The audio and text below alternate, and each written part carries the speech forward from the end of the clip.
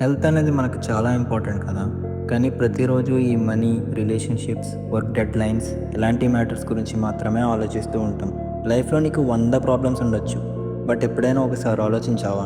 ఒక్క health issue వచ్చిందంటే సడెన్‌గా ముందు చాలా సీరియస్‌గా అనిపించిన ప్రాబ్లమ్స్ అన్నీ ఒక చిన్న మ్యాటర్ లాగా అయిపోతాయి.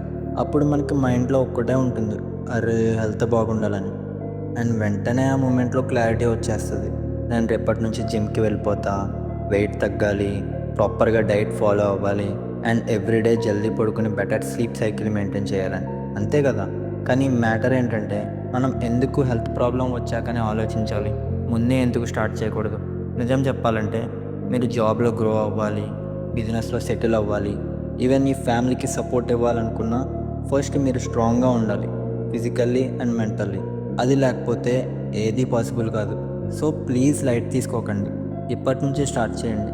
జస్ట్ మార్నింగ్ వాక్ అయినా సరే జంక్ ఫుడ్ తగ్గించి వాటర్ ఎక్కువ తాగండి.